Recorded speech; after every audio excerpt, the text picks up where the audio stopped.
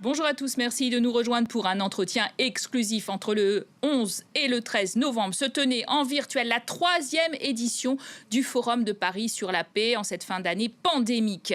Et nous avons le plaisir de recevoir l'une des participantes de cet événement de haut niveau, l'américaine Melinda Gates, coprésidente de la fondation Bill et Melinda Gates, qu'elle a fondée en 2000 avec son mari, le fondateur de Microsoft. Alors c'est un principal acteur privé sur le front humanitaire avec 41 milliards de dollars investis en 20 ans. Ils se sont engagés tous deux à verser 83% de la fortune à la fondation. Et aujourd'hui, Melinda Gates, merci de nous avoir rejoints. Vous avez fait une annonce lors de ce forum sur la paix, 70 millions de dollars pour lutter contre la pandémie. De quelle manière ?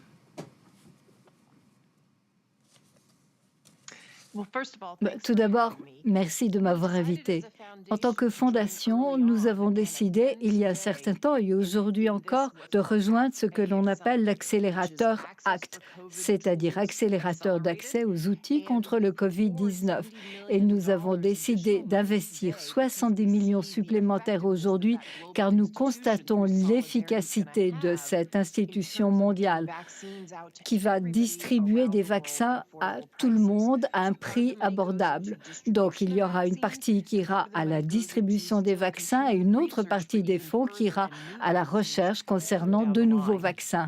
Mais c'est vrai que le programme mondial COVAX, il est en partie géré par l'OMS, l'Organisation mondiale de la santé, a pour objectif de fournir 2 milliards de doses aux pays qui adhèrent, y compris les pays à plus faible revenu, qui pourraient les recevoir gratuitement à prix réduit. Sinon, on risque un monde, selon vous, à deux vitesses, avec les riches et les non-vaccinés laissés pour compte ?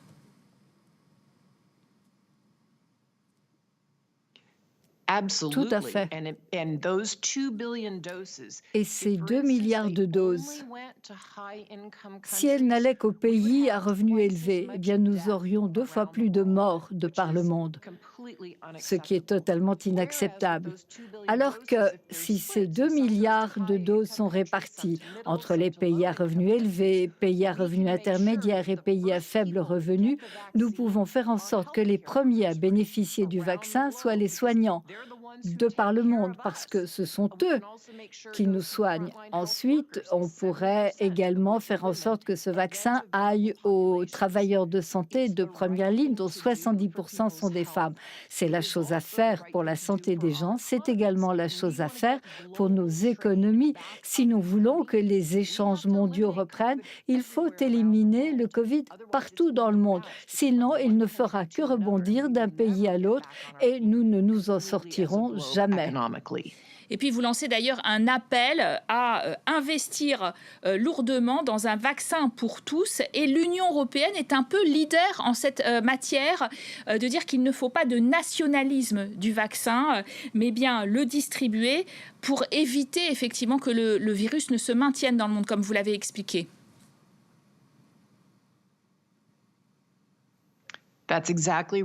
Exactement. Et donc, l'Union européenne ainsi que d'autres pays d'Europe ont pris le leadership avec l'OMS. Cet accélérateur ACT qui a été créé, présidé par le président d'Afrique du Sud et le Premier ministre de Norvège.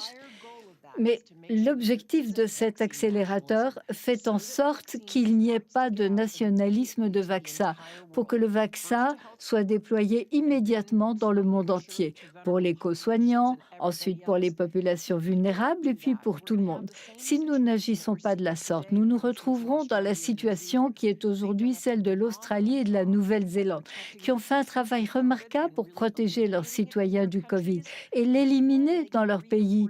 Mais il y a une réimportation avec les gens qui entrent dans le pays. Et donc, au lieu de réouvrir leur économie, ce qu'ils avaient commencé à faire, ils sont obligés de fermer les écoles, les entreprises. Dans cette maladie, elle va rebondir partout, à moins que nous ne fassions en sorte d'en finir avec solidarité et coopération mondiale. Alors, la fondation Gates, elle dépense chaque année 3 milliards de dollars dans la santé publique. C'est plus que de nombreux États. Et aussi aussi plus que l'Organisation mondiale de la santé, dont elle est devenue d'ailleurs le principal contributeur depuis que Donald Trump a suspendu le financement américain. Une décision d'ailleurs que vous aviez critiquée. Oui, tout à fait. Nous avons critiqué la décision prise par cette administration de se retirer de l'OMS. Pendant une pandémie, on ne se retire pas de l'organisation qui a été créée pour suivre et aider les crises sanitaires dans le monde entier. Alors oui, quand la pandémie sera terminée, il faudra examiner ce que l'OMS a fait très bien et là où l'OMS aurait pu mieux faire. Mais on ne se retire pas d'une telle organisation pendant une pandémie.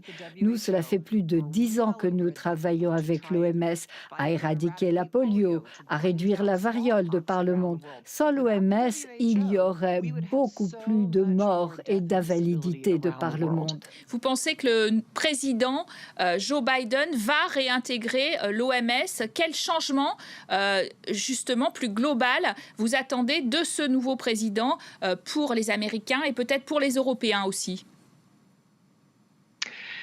Notre fondation et Bill et moi-même sommes très impatients de travailler avec le président élu et avec la présidente Kamala Harris. C'est une excellente nouvelle d'avoir une première vice-présidente et de couleur aux États-Unis. Ils ont déjà mis en place une cellule de crise très solide pour les États-Unis. Ils ont augmenté le nombre de personnes qui y participent. Il y aura donc différents points de vue. Nous connaissons un grand nombre des personnes qui participent à cette cellule de crise.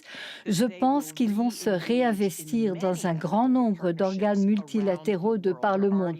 Ils en ont donné les premiers signaux et ils savent que la seule façon de faire face à la pandémie, c'est d'y faire face pour tous. Si nous voulons reconstruire en mieux, il faut faire en sorte d'avoir une solidarité mondiale. Et des conversations que nous avons eues avec le président élu, je sais qu'il en est conscient. Alors l'annonce lundi faite par le laboratoire Pfizer d'un vaccin efficace à 90% qui pourrait être disponible dès la fin de l'année, c'est une bonne nouvelle. Est-ce que vous pensez d'ailleurs que les campagnes de vaccination vont pouvoir commencer sans qu'il y ait des réticences aussi des personnes qui hésiteraient à se faire vacciner?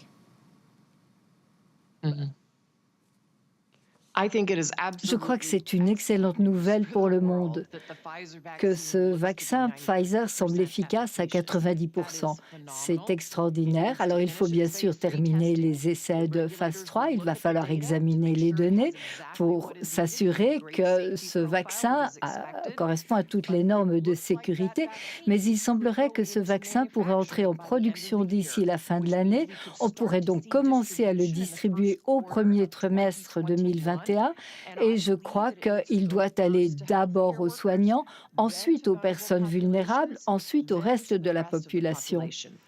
Au fur et à mesure que le vaccin va être déployé et que les gens vont voir qu'autour d'eux, ce vaccin est efficace, que les gens retournent travailler, retournent à l'école, eh bien, je pense que cette hésitation que l'on constate va s'atténuer, que les gens vont dire que, bon, j'ai accepté d'autres vaccins, ce vaccin est sûr et je vais me faire vacciner pour revenir au sein de la société et contribuer à reconstruire notre économie. Votre fondation et votre mari, Bill Gates, font l'objet d'infox, de théories du complot les plus farfelues. Ils chercheraient à développer des vaccins pour dépeupler, stériliser le monde, pour coloniser l'Afrique, produire des tatouages numériques pour identifier les porteurs du Covid-19. Pourquoi, comment vous expliquez un tel complotisme autour de votre nom? Vous savez, c'est décourageant, toute cette désinformation, parce que nous savons qu'elle va coûter la vie à des gens. Et c'est extrêmement regrettable.